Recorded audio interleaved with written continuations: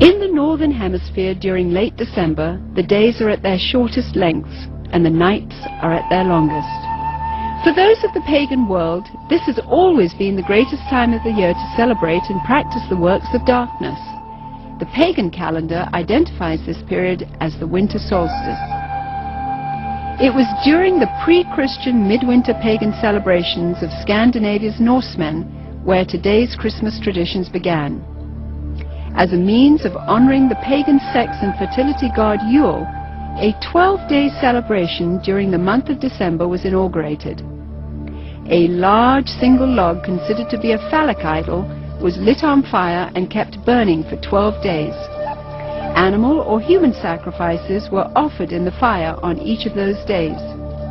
Wild, delirious reveling accompanied the daily sacrifices as drunken participants defiantly strove to make contact with spirits.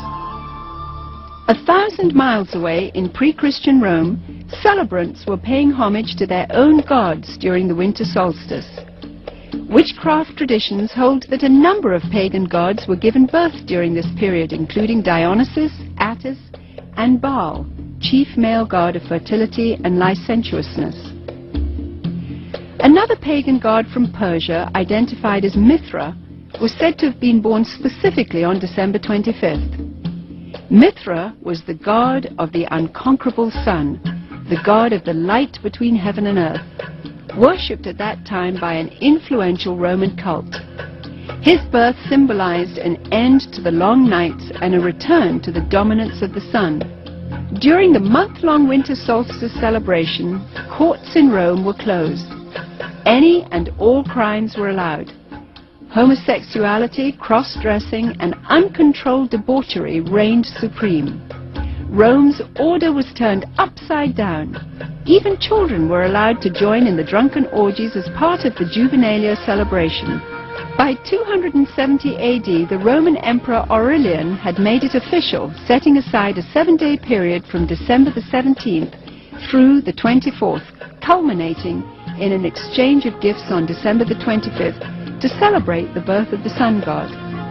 This Roman orgy to end all orgies later became known as Saturnalia, in honor of the god Saturn, the god of excess. Roman soldiers invading Britain brought with them their pagan orgiastic traditions. Upon taking root in England, Saturnalia became known as the Festival of Fools, reigned over by the Lord of Misrule. By the 4th century, the influential government-sanctioned Church of Rome, unable to outlaw the growing number of pagan practices, chose instead to adopt them into their so-called official Christianity.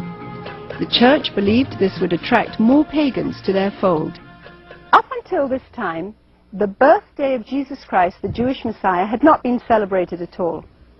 Ignoring scriptures, however, indicating that the birth probably did not occur during the winter, the Church nevertheless confused biblical history and made Jesus' birthday coincide with the pagan god Mithra.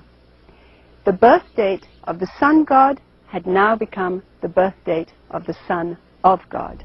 It was hoped that the pagan celebrations of Saturnalia would merge into this new legally sanctioned form of Christianity. The Church's practice of changing the dates of Christian events to coincide with pagan festivals continued, and by the 7th century, Pope Gregory I had ordered Augustine of Canterbury to incorporate any and all pagan practices and customs into the expanding Roman Catholic Church. During the Middle Ages, the debased Mardi Gras atmosphere of what was now known as Christ's Mass had reached a fevered pitch. Common practices included open sex in the streets, rioting, murder, and a number of pagan druidic Halloween rituals. This blood-drenched celebration got so out of hand that by 1652, following the execution of King Charles I, Christ's Mass was finally outlawed in England.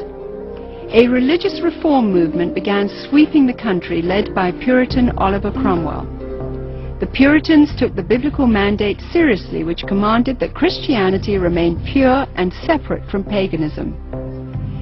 Despite their noble efforts, the celebrations simply went underground, and by 1656, after only 4 short years under the ban, the public's demand for the legalization of Christ's Mass had become insurmountable. The appointment of Charles II to the throne restored England's monarchy, and with it the celebration of Christ's Mass. The Puritans had lost England, but they held high hopes for the New World. When the first settlers came from England, they were, for the most part, Puritans. They came here for religious freedom. They came here to be free to worship God without a hierarchy and without the corruption of the organized church that they had known before. And when they came with the clear knowledge of the danger of these pagan practices that had become so dear to the hearts of their ancestors. Following England's lead in 1659, the colonies of America had likewise outlawed Christmas. For 200 years, the clergy in New England battled to keep the riotous celebrations honoring the pagan god Saturn from infiltrating the New World. The Reverend Cotton Mather had warned in a Christmas Day sermon in 1712, "Can you in your conscience think that your Holy Savior is honored by hard drinking, lewd reveling, and by a mass fit for none but Bacchus or Saturn?" But the public's taste for sin and revelry persisted. In 1828, gang rioting during the Saturnalia-like Christmas celebrations got so bad that cities such as New York were forced to institute a professional police force for the first time in order to control the savagery. Christmas was not only not widely celebrated. In many cases, many places, Christmas celebrations were actually outlawed. And this was because of the attitude of many of the churches who regarded it as primarily as a pagan celebration and as a reproach to the Lord. By the mid-19th century, American churches were the last remaining holdout in the war against the validation of Christmas. However, they too finally succumbed as a result of the efforts of the American Sunday School Society, who began advocating Christmas programs for children as a method of filling the pews. The society argued that children could be taught about the birth of Christ through the reenactment of the Nativity. They also offered candy and treats to the children as a means of enticing families into accepting the holiday, despite its notorious history and blatantly pagan roots. The successful technique of bribing children with candy would later be used on an unsuspecting American populace in the effort to promote the acceptance of the pagan rituals of Halloween.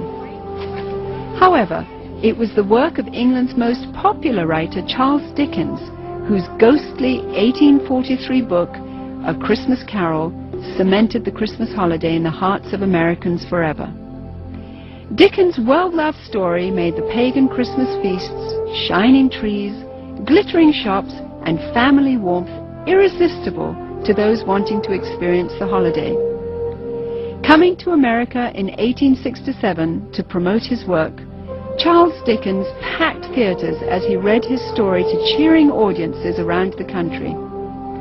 A Christmas Carol gripped America and destroyed any final attempt to stop the evolution of Christmas.